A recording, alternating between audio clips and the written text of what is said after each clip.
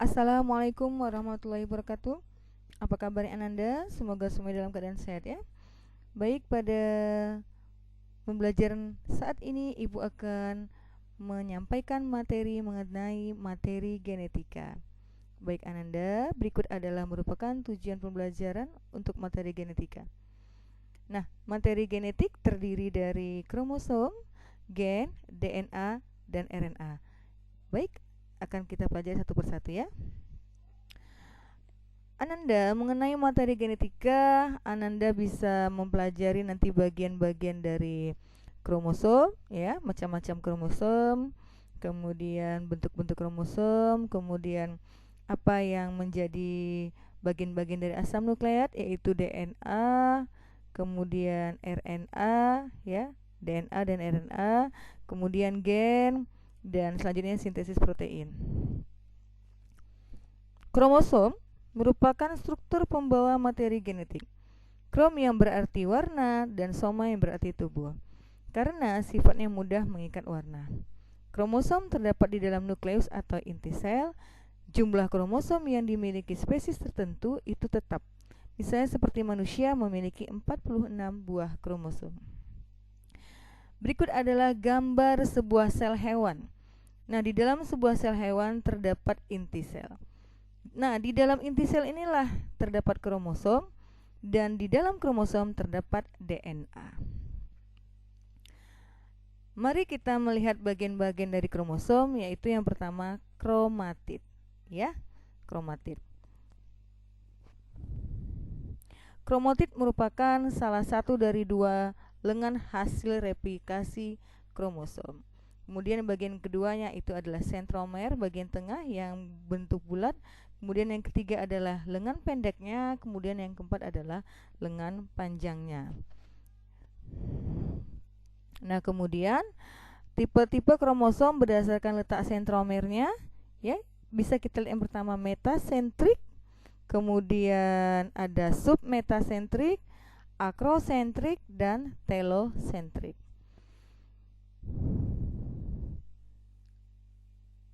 Macam-macam kromosom. Yang pertama autosom. Nah, autosom merupakan kromosom tubuh, ya. Kromosom yang tidak menentukan jenis kelamin. Pada manusia, pria dan wanita bentuk serta jumlahnya sama, yaitu 22 pasang autosom. Genosom merupakan kromosom kelamin atau kromosom seks, merupakan kromosom yang menentukan jenis kelamin. Pada pria XY dan pada wanita XX memiliki bentuk atau jenis yang berbeda. Nah, berikut adalah gambar kariotip ya pada manusia. Perhatikan yang sebelah kiri adalah merupakan kariotip pada manusia yang berkelamin laki-laki, sedangkan yang sebelah kanan yang berkelamin perempuan.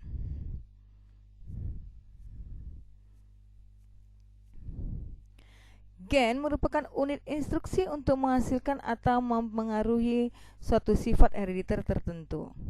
Nah, komposisi DNA dan protein histon, letaknya di dalam kromosom, kemudian sifatnya dominan atau menguasai.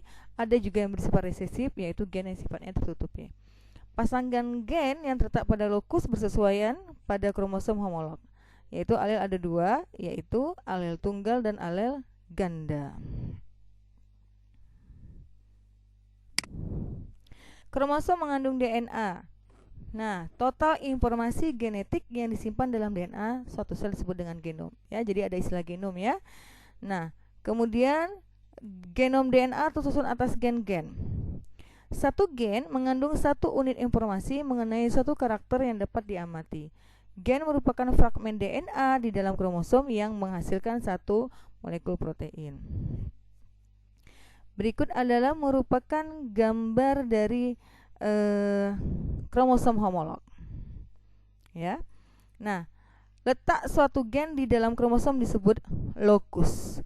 Nah, ini adalah lokus. Nah, kita lihat ini kromosom homolog. Ada lokus gen dan kemudian ada alelnya. Nah, contohnya ada gen F, ya. Apa yang dimaksud dengan kromosom homolog?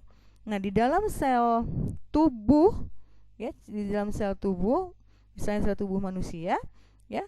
Di dalam sel tubuh manusia, kromosom terlihat berpasang-pasangan. Nah, inilah yang disebut dengan kromosom homolog. Nah, kromosom homolog adalah kromosom dengan bentuk, ukuran, dan komposisi yang sama atau hampir sama karena berasal dari induk yang sama. Bisa juga kita lihat ya, contoh dari sepasang kromosom ya. Ini ada kromosom homolog juga. Bagaimana letak gen dan alel pada kromosom? Misalnya kita lihat adanya gen batang panjang pada tanaman. Nah, kemudian yang menentukannya di sini ada alel batang pendek dan alel batang panjang. Begitu juga di sini ada gen warna bunga dan ada juga alel bunga warna, alel warna bunga dan alel bunga putih, ya.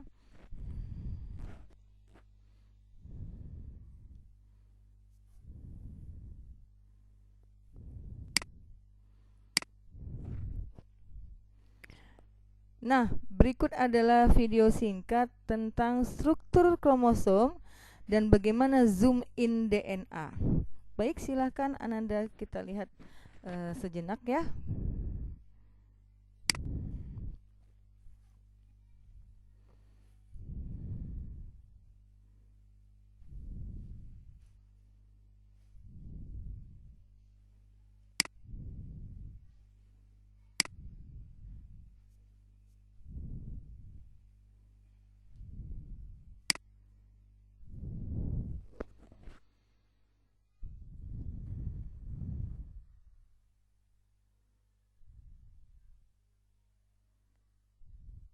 Nah, ini adalah sebuah kromosom. Kemudian di dalam kromosom terdapat DNA. Kita perhatikan videonya lebih ke dalam lagi, lebih spesifik lagi. Ini adalah gambar DNA. Nah, bagaimana dari struktur DNA itu ya? Kita lihat. DNA merupakan struktur heliks ganda terpilih ke kanan. Satu nukleotida terdiri dari gula deoksiribosa, kemudian basa nitrogen dan gugus fosfat.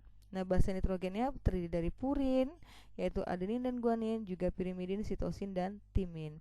Seringkali ya ketetapannya ya, adenin disingkat dengan A, guanin dengan G, sitosin dengan S atau C, dan timin dengan T. Ini adalah struktur basa nukleotida. Kemudian struktur DNA double helix.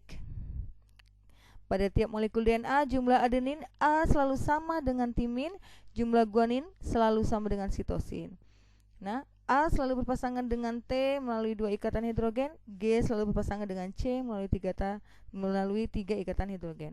Dan kedua rantai polinukleotida DNA yang membentuk heliks ganda berjajar secara antiparalel dengan arah sebagai berikut: 5 ke 3, 3 ke 5. Ini adalah merupakan susunan basa nitrogen ya. Setiap gugus fosfat menghubungkan ujung 3 karbon pada gula ke-5 karbon pada gula berikutnya sepanjang rangkanya. Ya, kita lihat ini ada gugus fosfat. Ya, yang bulat-bulat ini. Nah, pasangan sitosin dan guanin memiliki 3 ikatan hidrogen. Kita lihat ini guanin, ini sitosin, ada 3 ikatan hidrogen. Sedangkan pasangan adenin ya dengan timin ada 2 ikatan hidrogen. Nah, replikasi DNA ada 3 hipotesis ya. Yang pertama, kedua, dan yang ketiga. Yang diterima adalah yang model yang semi konservatif. Nah, bagaimana dari enzim-enzim yang bekerja dalam proses replikasi DNA? Nah, ada enzim helikase yang memisahkan ikatan ganda DNA, ya. Kemudian protein pengikat rantai tunggal menstabilkan rantai tunggal ini ya. Kemudian ini leading strand dibentuk berkelanjutan oleh DNA polimerase, ya. Kemudian lagging strand dibentuk sepotong-sepotong. Primase, enzim primase membentuk RNA primer yang akan diperpanjang oleh DNA polimerase untuk membentuk fragmen Okazaki. Ya. Kemudian RNA primer diganti menjadi DNA dan ligase ya ini ya menyambungkan fragmen Okazaki hingga menjadi rantai yang utuh. Nah, ini adalah merupakan struktur RNA ribonukleik acid ya, merupakan makromolekul polinukleotida yang berbentuk untai tunggal. Nah, RNA merupakan hasil sintesis atau transkripsi dari DNA. Komponennya ada gula pentosa atau gula ribosa berkarbon 5, purin ada 2 macam, guanin dan adenin. Pirimidin ada 2 macam yaitu urasil dan sitosin atau C ya. RNA berperan dalam proses sintesis protein dan penyimpan informasi genetik. Nah, jenis-jenis RNA ada mRNA, ada rRNA dan tRNA. Nah, tRNA ini ya merupakan molekul tRNA ditranskripsi dari cetakan DNA di dalam nukleus, kemudian diangkut ke sitoplasma. Molekul tRNA terdiri dari ya utas tunggal yang pendek sekitar 80 nukleotida. tRNA memiliki ujung tempat perlekatan asam amino dan ujung lain yang mengandung antikodon. Nah, tRNA berfungsi untuk mengikat asam amino yang terdapat dalam sitoplasma dan membawanya ke ribosom. Bagaimana dengan mRNA? Ya, ini kita perhatikan mRNA, messenger ribonucleic acid, untai tunggal panjang yang terdiri atas ratusan nukleotida. Nah, mRNA ini dibentuk oleh DNA melalui proses transkripsi di dalam inti sel, memiliki urutan basa nitrogen sesuai dengan pasangan komplementer salah satu untai DNA atau dikatakan dengan sense, untai sense. mRNA berfungsi membawa kode genetik atau kodon dari kromosom di dalam inti sel ke ribosom di dalam sitoplasma sel. Nah, selanjutnya adalah rRNA, yaitu ribosom ya. Ini adalah RNA ribosom ya, atau dikenal dengan rRNA, terdapat di ribosom. Jumlah rRNA di dalam ribosom sebanyak 60% dari berat total ribosom. Struktur RNA berupa ya, struktur rRNA berupa pita tunggal yang tidak bercabang dan fleksibel. Kita lihat ya. Ya, utai berupa pita tunggal. RNA berfungsi sebagai penyelaras atau adaptor atau mesin perakit polipeptida yang bergerak ke satu arah sepanjang mRNA dalam proses sintesis protein. Apa yang menjadi perbedaan DNA dan RNA bisa juga nanti Ananda lihat pada gambar ya, gambar berikut.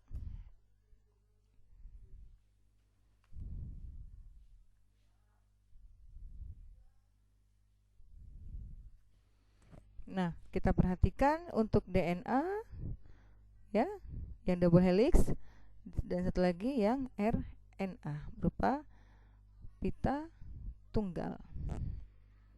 Terima kasih. Assalamualaikum warahmatullahi wabarakatuh.